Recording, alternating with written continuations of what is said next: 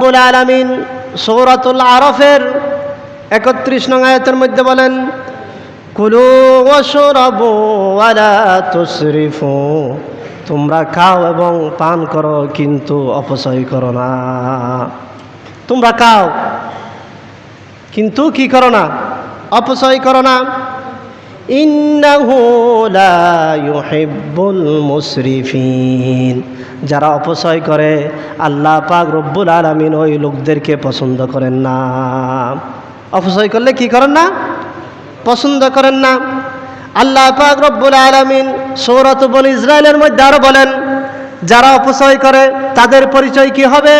তাদের সম্পর্কে বলেন, ইন্নাল মুবাযযিরিনা কানু ইখওয়ানাশ শায়াতিন, যারা অপচয় করে তারা হলো শয়তানের ভাই।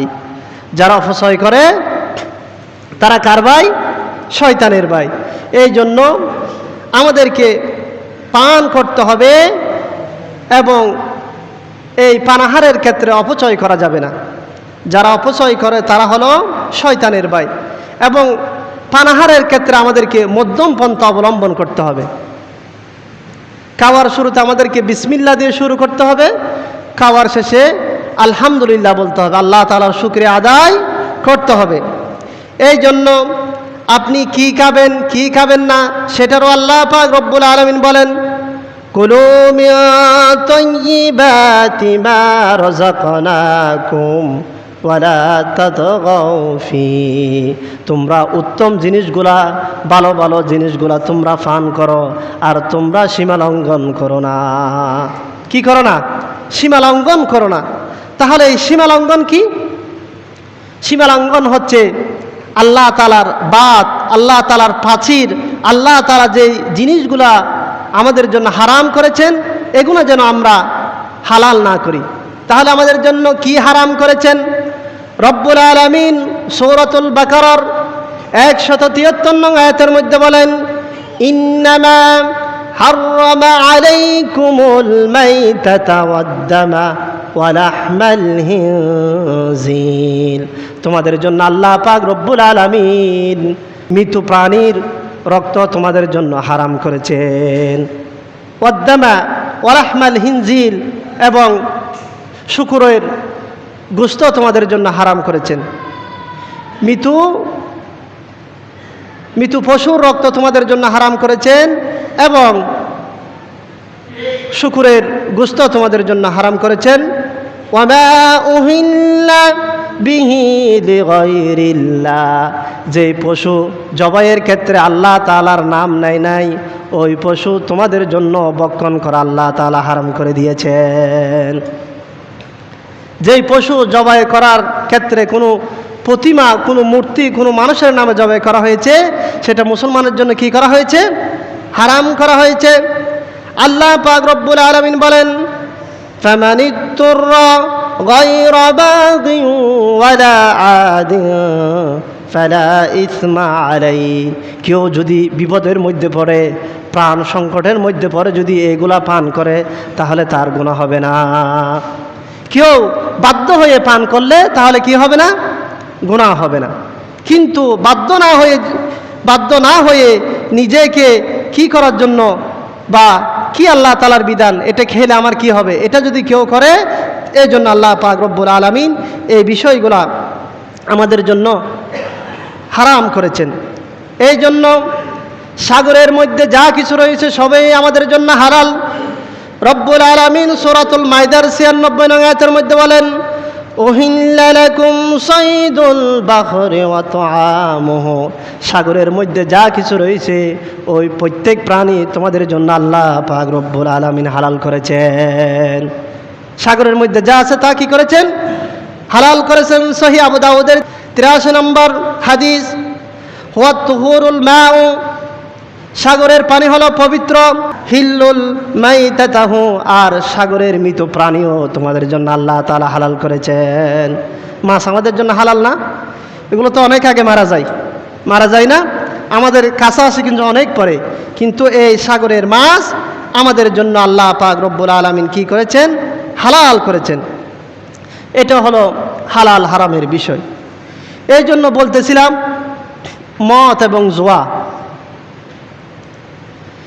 বিশ্ব স্বাস্থ্য পরিসংখ্যানে অনুসারে বিশ্বের মধ্যে প্রায় ৭৬ মিলিয়ন মানুষ, ৭৬ মিলিয়ন মানে হচ্ছে প্রায় ৮ কোটি লোক মদের কারণে রোগাক্রান্ত হয়। কত কোটি? ৮ কোটি মানুষ মদ পান করার কারণে তারা কি হয়? বিভিন্ন রোগে আক্রান্ত হয়। তার মধ্যে জনসংখ্যার 15% লোক শুধু মদের কারণে তাদের শারীরিকভাবে বিভিন্ন ধরনের কি হয়? রোগ হয়। এবং প্রতি বছরে সারা বিশ্বের মধ্যে $185 মিলিয়ন প্রতি বছর কি হয়? এই মদের পিছনে খরচ করে মানুষ, যার বাংলা টাকায় 1900 কোটি টাকা। প্রতি বছর শুধু মানুষ মদের পিছনে কি ব্যয় করে থাকে? 1900 কোটি টাকা ব্যয় করে থাকে। এই জন্য আল্লাহর হাবিব সাল্লাল্লাহু আলাইহি ওয়াসাল্লাম যখন মক্কা থেকে মদিনার মধ্যে যান, মদিনার মধ্যে মদের ছড়াছড়ি ছিল। মদের এমন প্রবণতা ছিল যে 100টির উপরে তারা মদের নাম দিয়েছে। তাহলে চিন্তা করতে পারেন কত মদ সেই সময়ে প্রসিদ্ধ ছিল। মদের নাম দিয়েছে কয়টি? 100টি। মানে 100টি ব্র্যান্ডের কি আছে? মদ আছে। যখন এই মদিনার মধ্যে মদের এই প্রচলন হলো, আল্লাহ পাক রব্বুল আলামিন তার হাবিবকে বললেন, ও হাবিব, ইয়াসআলুনাকা আনিল খামরি ওয়াল মাইসির, ও হাবিব, আপনার সাহাবীরা আপনার থেকে মদ এবং জুয়া সম্পর্কে জিজ্ঞাসা করবে। কি সম্পর্কে জিজ্ঞাসা করবে? মদ এবং জুয়া। মদ কি, জুয়া কি, এগুলা খেলে কি হয়? আল্লাহ পাক রব্বুল আলামিন বলেন, কুল ফীহিমা ইসমুন কাবীরুন ওয়া মানাফিউ লিন্নাস। এই মদ খেলে মানুষের জন্য উপকার রয়েছে, কিন্তু উপকারের চাইতে অপকার রয়েছে বেশি। এটা হলো মদ কিন্তু একবারে কি হয় নাই, একবারে আল্লাহ তাআলা হারাম করে নাই, পর্যায়ভিত্তিক আল্লাহ তাআলা এই মদকে হারাম করেছে। প্রথম মদের আয়াত নাজিল হয়েছে কুল ফীহিমা ইসমুন কাবীরুন ওয়া মানাফিউ লিন্নাস। তোমরা মদ পান করো, ঠিক আছে। এই মদ পান করলে না যতটুকু স্বাস্থ্যের জন্য ভালো হবে, তার থেকে কি রয়েছে? ক্ষতি রয়েছে। এখন এই কথা যখন আল্লাহ রাসূল সাল্লাল্লাহু আলাইহি ওয়াসাল্লাম বলেছেন, তখন যারা সচেতন মানুষ তারা মদ থেকে একটু একটু করে ডিবেট হতে লাগলো, কিন্তু মদ সমাজের মধ্যে চলতে লাগলো। একদিন এক সাহাবী মদ খাওয়ার পর নামাজের মধ্যে দাঁড়িয়ে গেল। নামাজের মধ্যে দাঁড়িয়ে সূরা পড়ার কথা একরকম, কিন্তু পড়ে ফেলেছে অন্যরকম। কি জন্য? সেন্স ঠিক ছিল না। আল্লাহ পাক রব্বুল আলামিন সাথে সাথে কোরআন নাজিল করে দিলেন, ইয়া আইয়ুহাল্লাযীনা আমানু লা তাকরাবুস সালাতা ওয়া আনতুম সুকারা। হে মুমিনগণ, তোমরা যখন নামাজের দাঁড়াবে তখন নেশাগ্রস্ত অবস্থায় তোমরা নামাজের মধ্যে দাঁড়াবে না। বড় করে বলি সুবহানাল্লাহ। মদ খাও, ঠিক আছে, কিন্তু নামাজে যখন আসবে তোমরা তখন কি খেতে পারবে না? মদ খেতে পারবে না। এটা হলো মদের জন্য দ্বিতীয় নম্বর আয়াত। 3 নম্বরে আল্লাহ পাক রব্বুল আলামিন সর্বশেষ মদকে একেবারে হারাম করে দেন। রব্বুল আলামিন সূরাতুল মাইদার মধ্যে 90 থেকে 91 নং আয়াতের মধ্যে বলেন, ইয়া আইয়ুহাল্লাযীনা আমানু ইন্নামাল খামরু ওয়াল মাইসিরু ওয়াল আনসাবু ওয়াল আজলামু রিজসুম মিন আমালিশ শাইতান। আল্লাহ পাক রব্বুল আলামিন বলেন, ইন্নামা, তোমাদের জন্য কি করা হয়েছে? হারামা, হারাম করা হয়েছে মদ, জুয়া, মূর্তি এবং মূর্তি প্রতিমা এবং ভাগ্য নির্ধারক, একটা জুয়া খেলার মতো একটা ভাগ্য নির্ধারণ করে এরকম খেলা, এগুলো আল্লাহ পাক রব্বুল আলামিন তোমাদের জন্য কি করেছেন? হারাম করে দিয়েছেন। কেন হারাম করে দিয়েছেন? রিজুসুম মিন আমালিশ শাইতান, এই মদ এবং জুয়া হলো শয়তানের কাজ। কার কাজ? শয়তানের কাজ। মিন আমালিশ শাইতান, মদ এবং জুয়া হলো কার কাজ? শয়তানের কাজ। রব্বুল আলামিন আরো বলেন ফাজতানিবুহু লাআল্লাকুম তুফলিহুন, তোমরা যদি মদ এবং জুয়া থেকে যদি বিরত থাকো তাহলে আশা করা যায় তোমরা সফল কাম হবা। মদ এবং জুয়া থেকে যদি তোমরা বিরত থাকো তাহলে তোমরা কি হবে? সফল কাম হবা। আর যদি মদ জুয়া ছেড়ে না দাও তাহলে কি হবে? সেই কথা আল্লাহ পাক রব্বুল আলামিন বলেন ইন্নামা ইউরিদুশ শাইতানু আন ইউকিয়া বাইনাকুমুল আদাওয়াতা ওয়াল বাগদা, মদ এবং জুয়ার মাধ্যমে শয়তান তোমাদের মাঝে হিংসা বিদ্বেষ ঝগড়া বাঁধিয়ে দিতে চায়। যেখানে মদ আছে সেখানে মারপিট আছে কি নাই? যেখানে জুয়া আছে সেখানে মারপিট আছে কি নাই? বিশৃঙ্খলা আছে কি নাই? আল্লাহ তাআলা বলেন এই মদ এবং জুয়ার মাধ্যমে তোমাদেরকে শয়তান কি করতে চায়? তোমাদের মধ্যে হিংসা ছড়াতে চায়, বিদ্বেষ ছড়াতে চায়, তোমাদের ভাই ভাইয়ের মধ্যে হানাহানি লাগিয়ে দিতে চায়। আল্লাহ পাক রব্বুল আলামিন আরো বলেন মদ খেলে জুয়া খেলে কি হবে? ইয়াসুদ্দাকুম আন যিকিরিল্লাহি ওয়া আনিস সালাত, তোমরা যদি মদ পান করো, তোমরা যদি জুয়ার নেশায় থাকো, তোমরা যদি জুয়ার মধ্যে থাকো, নামাজ কখন চলে যাবে? আল্লাহ তাআলার জিকির তোমাদের স্মরণে থাকবে না, ঘন্টার পর ঘন্টার জুয়ার আসরে বসে থাকবে, নামাজের মধ্যে নামাজের কথা তোমাদের স্মরণও থাকবে না। ঠিক কিনা? যারা আমি শুনেছি এমনও লোক আছে যে রাত 8টায় জুয়ার আসরে জুয়া খেলতে বসেছে, এর পরের দিন 8টায় এখান থেকে কি উঠেছে। রাতকে রাত জুয়াটা এমন নিশা যে ঘন্টার পর ঘন্টা চলে যায়। এটা থাকারও কারণ আছে, কিন্তু তাদের যখন জুয়া খেলে তাদের তখন দেখবে যে তাদের 10 টাকা 100 টাকা তাদের 10 টাকার সমান। যখন যারা জুয়া খেলে তখন দেখবেন যে যা আমার জন্য চিকেন নিয়ে আই 1 প্যাকেট, চিকেনের দাম 50 টাকা, দিয়ে দিবে 200 টাকা। আমার জন্য খাবার নিয়ে আই 50 টাকার, দিয়ে দিবে 500 টাকা। ওই টাকার তখন তার কাছে আর কোনো কি থাকে না, মূল্য থাকে না। যারা জুয়া খেলে তারাই সেটা ভালো জানে। এই জন্য আল্লাহ পাক রব্বুল আলামিন বলেন তোমরা যদি জুয়া এবং মদের সাথে থাকো কি হবে? ওয়ায়াসুদ্দাকুম আন যিকিরিল্লাহি ওয়া আনিস সালাত, শয়তান তোমাদেরকে নামাজ এবং আল্লাহর স্মরণ থেকে বিরত রাখবে। কি রাখবে? জুয়ার এবং মদের।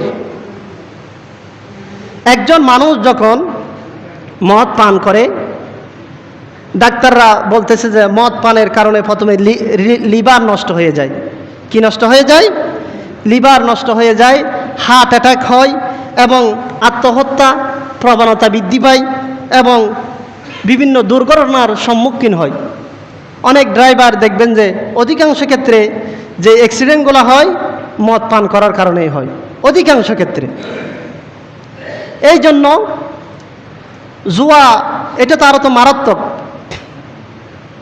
এটা হচ্ছে অর্থনৈতিকভাবে মদ এবং জুয়ার কারণে সবচাইতে বেশি বিপদের সম্মুখীন হয় ভিকটিমের পরিবার, তার স্ত্রী, তার সন্তান। তারা কিন্তু বেশি নির্যাতনের কি হয় সম্মুখীন হয়। যে ব্যক্তি ঘরের প্রধান, ইনি যখন জুয়ায় আসক্ত হয়, মদের মধ্যে কি হয় আসক্ত হয়, তার সন্তানরা, তার স্ত্রীরা তারা একদম বেসাহারা হয়ে যায়। এই জন্য সেই নিজে ধ্বংস হচ্ছে না, সেই নিজের পরিবারকে কি করে দিচ্ছে? ধ্বংস করে দিচ্ছে। ঢাকা ইউনিভার্সিটিতে দেখলাম গত 2-1 দিন আগে কিছু হলের মধ্যে মদকে নিষিদ্ধ করা হয়েছে। এটা সাধুবাদ জানাই এই জন্য, আমরা আপনারা মদ খেলে শুধু সেই খারাপ হবে, সেই পরিবার খারাপ হবে, একটা সমাজ খারাপ হবে। কিন্তু ঢাকা ইউনিভার্সিটি থেকে যে ছেলেগুলা পড়ালেখা করে বের হবে সেগুলা এক একটা হবে পুলিশের আইজি এবং সচিব, বিভিন্ন ঊর্ধ্বতন কর্মকর্তা তারা থাকবে। এই লোকগুলা যদি মাতাল হয়, তাহলে একটা সাইনের মাধ্যমে পুরো জাতিকে তারা সর্বনাশ করে দিতে পারবে, পারবে কিনা? এই জন্য ঢাকা ইউনিভার্সিটির ছাত্রদেরকে ধন্যবাদ জানাই, তারা এই মদের মতো নেশা জাতীয় জিনিসকে তারা কি করেছে, নিষিদ্ধ করেছে। এই জন্য মদ কি? মদ হল এমন যে কোনো রাসায়নিক পদার্থ যা স্নায়ুতন্ত্রে কাজ করে এবং মানুষের চিন্তা চেতনা, অনুভূতিকে, আচরণ এবং শারীরিক কার্যক্রমকে স্থগিত করে দেয়। মদ খেলে মানুষের আর সেন্স থাকে না। কি থাকে না? সেন্স থাকে না। মানুষ কি বলে সেটা সে জানে না। এই জন্য আপনারা নাম শুনেছেন উমর ইবনে আব্দুল আজিজ, তাকে ইসলামের পঞ্চম খলিফা বলা হয়। কিছু লোক মদ খেল, এখন সিদ্ধান্ত হলো যে যারা মদ খেয়েছে তাদেরকে দোড়া মারা হবে। কি মারা হবে? দোড়া মারা হবে। এবং তাদেরকে উমর ইবনে আব্দুল আজিজের সামনে আনা হলো। এখন সেখানে দেখা গেল যে বলা হলো যে তাদের মধ্যে একজন লোক আছে, রোজা রেখেছে, সে কিন্তু মদ খায় নাই, তাদের সাথে বসেছিল। হযরতে উমর ইবনে আব্দুল আজিজ বললেন, আগে যেই ব্যক্তি রোজা রেখেছে তাকে দিয়ে ব্যাটটা শুরু করো। এ রোজা রেখেছে, রোজা রাখার পরে কেন তারা মদের আসরের বসেছে, সেজন্য তাকে দিয়ে আগে বেতের আঘাতটা শুরু করো। এই জন্য আল্লাহর হাবিব বলেছে, যেই ব্যক্তি কাল কিয়ামত এবং আল্লাহ তাআলার সামনে দাঁড়াতে ভয় করে, সেই যেন মদের আসরের মধ্যে না বসে। একটা ঘটনা ঘটেছে, আমার বাইফুজ সম্পর্কে এক লোক আমাকে বলতেছে, আরো কয়েক বছর আগে, তখন উদিন বলে, আর কি উদিন বলে না, ধান শ্বাস কেটে ফেললে তখন কি করলো, একটু একটু আন্ধার মাঠের মাঝে গিয়ে, জমিনে বিলের মাঝখানে গিয়ে গুল শাক দিয়ে, এগুলোকে ফ্যাক বলে মনে হয়, একটা একটা কিসে করে খাই আমি তো জানি না, ফ্যাক বলে মনে হয়, প্যাক, এক প্যাক এরকম বলে সম্ভবত। তারা গুল শাক দিয়ে খেতে লাগলো, একটু একটু অন্ধকার। খাওয়ার পরে প্যাক খেতে খেতে দেখতেছে যে ওইদিকে সন্তান, এইদিকে ফিতা। মদের নেশায় এত মাতাল হয়ে গেছে যে ছেলে আর বাপে মিলে কি করতেছে, একসাথে মদ পান করতেছে। এটা আমাদের এলাকার কথা বলতেছে, আপনাদের এলাকার না।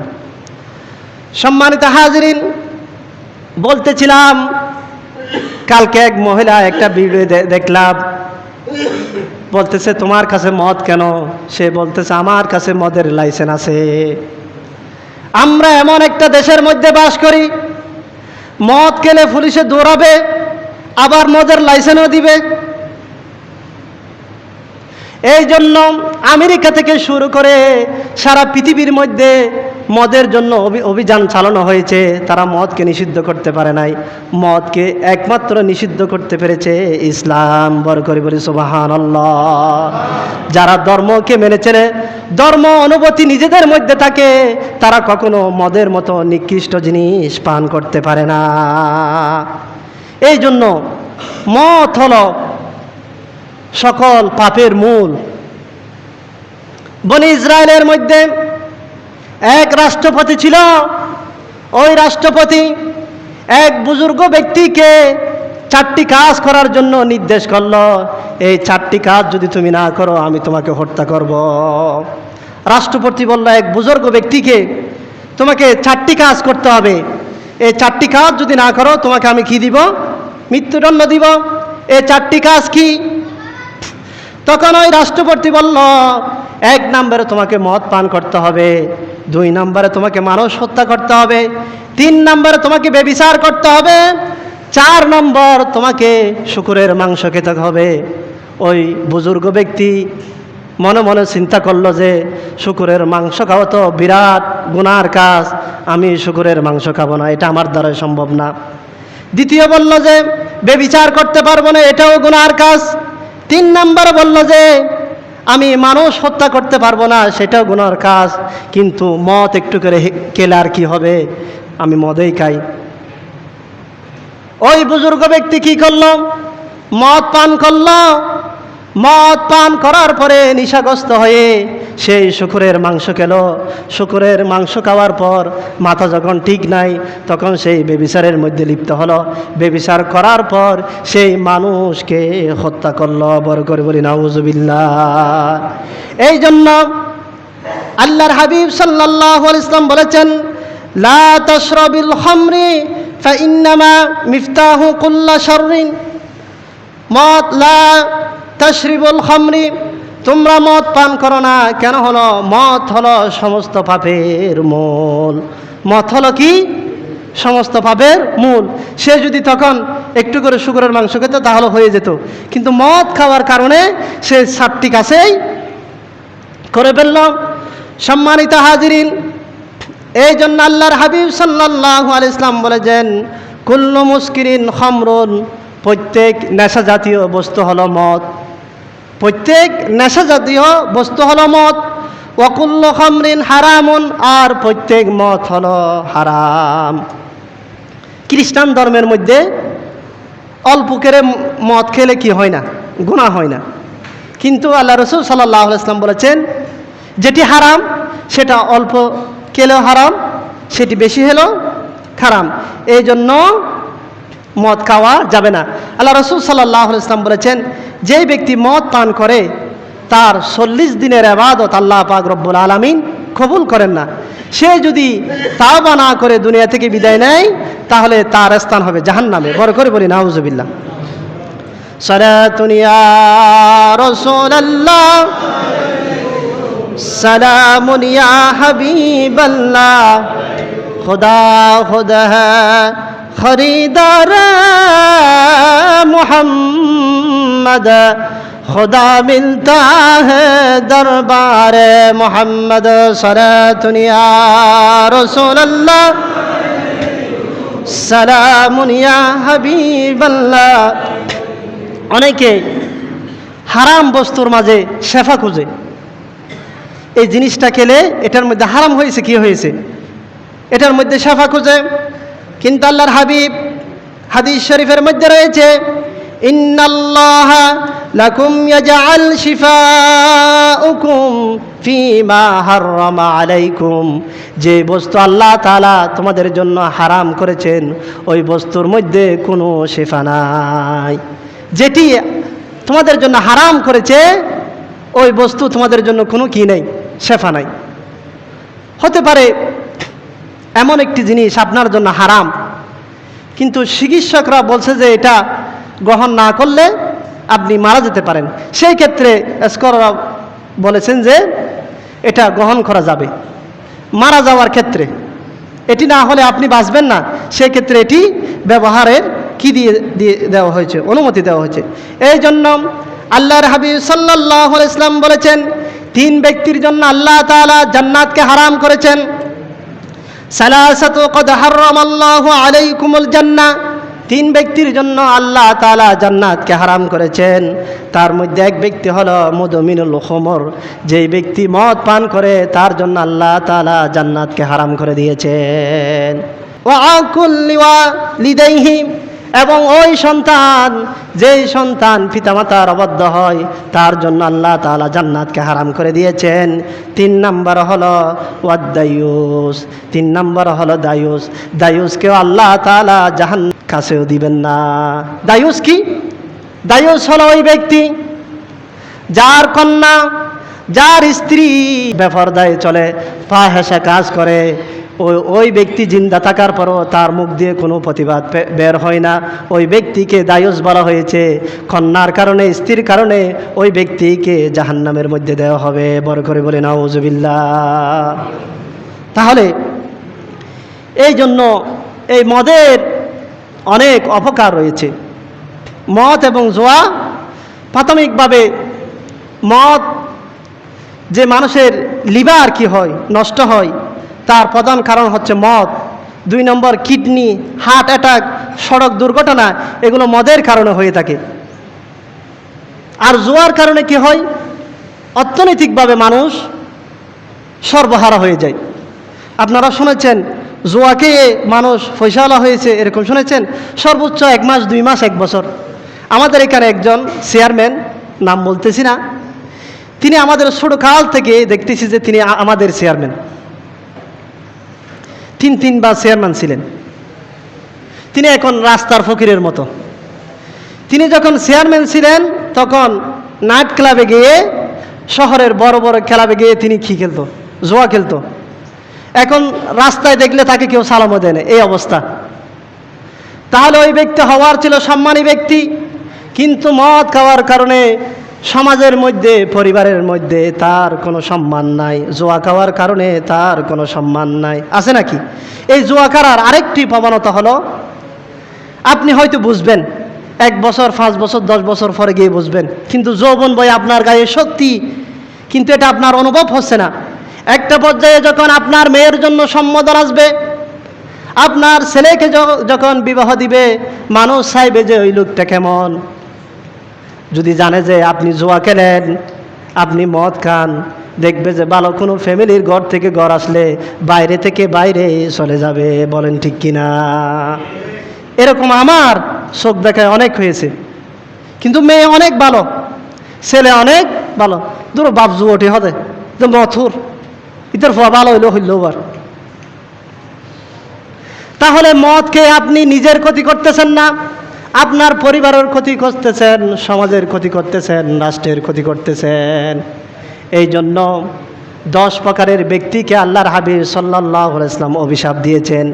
যারা মদ তৈরি করে, যারা মদ বানায়, যারা মদ নিয়ে যায়, আর যে ক্রয় করে, যে ব্যবসা, যে মদ দোকানের ভাড়া দেয়, তাকে আল্লাহ অভিশপ্ত করেছেন। তাদেরকে মদের সংশ্লিষ্ট যা আছে এগুলাকে আল্লাহর হাবিব সাল্লাল্লাহু আলাইহি ওয়াসাল্লাম কি করেছেন? অভিশপ্ত করেছেন। এই জন্য নিজে নিজে মানুষকে নিজেকে নিজে হত্যা করার জন্য আল্লাহ পাক রব্বুল আলামিন নিষেধ করেছেন। সূরাতুন নিসার 29 নং আয়াতের মধ্যে আল্লাহ পাক রব্বুল আলামিন বলেন, ওয়ালা তাকুতুলু আনফুসাকুম, তোমরা নিজের হাত দিয়ে নিজেকে ধ্বংস করো না। মদ খাওয়া মানে নিজের হাত দিয়ে কাকে কি করা? নিজেকে ধ্বংস করা। কি জন্য? ইন্নাল্লাহা কানা বিকুম রহিমা, আল্লাহ পাক রব্বুল আলামিন হলো বড়ই দয়াবান। আমরা নিজেকে নিজে হত্যা করতেছি। আল্লাহ তাআলা বলতেছেন যে আমি তোমাদের জন্য বড়ই দয়াবান, তোমরা নিজেকে হত্যা করো না। এই জন্য মদ কি?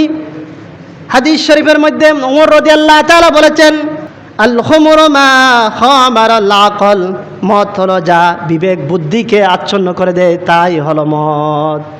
যেটি খেলে, যেটি পান করলে সেটা মদ নাম হতে হবে না। যা খেলে মানুষকে তার শারীরিক যেটা একটা ভারসাম্যপূর্ণ অবস্থা থাকে, এটার পরিবর্তন করে দেয়, যেটা খেলে সেটাই হচ্ছে মদ। এটা খেলেই খারাপ। এখন অনেকে ফতোয়া করছে, হুজুর সিগারেট খেলে, আল্লাহ রাসূল সাল্লাল্লাহু আলাইহি ওয়াসাল্লাম ফিয়েজকে মসজিদে না আসার জন্য বলেছেন, তো আপনি সিগারেট কেমনে খাবেন? খেতেও যদি হয়, এটা আবার ফতোয়া দিচ্ছি না, খেতেও যদি হইলে আপনাকে ভালো করে পরিষ্কার করে আসতে হবে। এটা মাকরুহ, খাওয়া ঠিক নয়। এই জন্য কোথায় থেকে বাইরে থেকে এসে খুলে একটু করে দূরিয়ে মসজিদে আসলে হবে না। আপনার পাশে দাঁড়াই যে অন্যজনে তো সিগারেট খাই না, এটা আমার থেকে কি হতে হবে? সচেতন হতে হবে।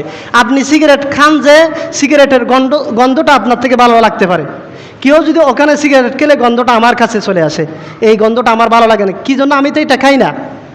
তো আল্লাহ রাসূল সাল্লাল্লাহু আলাইহি ওয়াসাল্লাম বলেছেন, তুমি নিজেকে ক্ষতি করতে পারবে না, অন্য কারো ক্ষতি করতে পারবে না।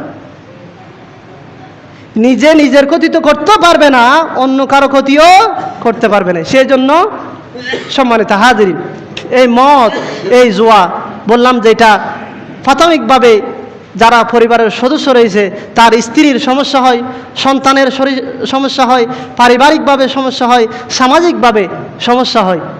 অনেকগুলা যে সমস্যাগুলো বললাম, আল্লাহ পাক রব্বুল আলামিন আমাদেরকে হেদায়েত দান করুক, এই সমস্ত কাজ থেকে আমাদেরকে বিরত থাকার তৌফিক দান করুক। এগুলো থেকে যদি আমরা বিরত থাকি, তাহলে আমরা যদি 5 টাকা কামাই, সেটার মধ্যে বরকত থাকবে। আমাদের এখানে দেখি যে এখানে অনেকজন দেখি মাছ বিক্রি করে না আপনাদের বাজারে, আমাদের এখান থেকে অনেক লোক কি আসে মাছ বিক্রি করার জন্য। এরা সারাদিন মাছ বিক্রি করে, রাত্রে হলে জুয়া খেলে। মাছ 150 টাকার মাছ 140 টাকা দিয়ে কি দিবে না, কিন্তু এই সারাদিন মাছগুলো বিক্রি করার পরে সব টাকা জোর মধ্যে কি দিবে, ডালে দিবে। তো এরা যারা মাছ বিক্রি করে এই মাছের মধ্যে কিন্তু অনেক কি হয়, লাভ হয়। লাভ হয়, ঠিক আছে, লাভ হয় যে সে মাছ বিক্রি করতেছে যে আজকে 20 বছর সে মাছ বিক্রিকেতাই রয়ে গেছে, এই মাছ বিক্রেতা থেকে উপরে উঠতে পারে নাই, না হলে মানুষকে কম দিয়েছে, না হলে এগুলো দিয়ে জুয়া খেলেছে, এই জন্য সে এখান থেকে উপরে উঠতে পারে নাই। এই জন্য আপনার যদি ইনকাম যদি কম হয়, আপনি যদি রিক্সাও চালান, আপনি যদি গার্মেন্টসে যদি চাকরিও করেন, আপনি যদি হারাম কাজের সাথে যদি সংশ্লিষ্ট না হন, তাহলে এই অল্প টাকার মধ্যে আপনি আল্লাহ তাআলার ইবাদত করলে তাহলে এই অল্প টাকার মাধ্যমে আল্লাহ তাআলার একটা প্রশান্তি এবং আপনার পরিবারের মধ্যে কোনো ঝামেলা হবে না। কিন্তু এই গহিত কাজ থেকে যদি আপনি দূরে থাকেন, আপনি অল্প টাকা কামাই করেন, তারপর আপনার ঘরের মধ্যে শান্তি থাকবে। আপনি যদি লক্ষ লক্ষ টাকা কামাই করেন, জুয়ার মদ নিয়ে থাকেন, তাহলে আপনার ঘরের মধ্যে শান্তি আসবে না। সম্মানিত হাজরিন, এই বিষয়গুলো আমাদেরকে আমল করার তৌফিক দান করুক। ওয়া আখিরু দাওয়ানা আলহামদুলিল্লাহি রাব্বিল আলামিন। আসসালামু আলাইকুম ওয়া রাহমাতুল্লাহি ওয়া বারাকাতুহু।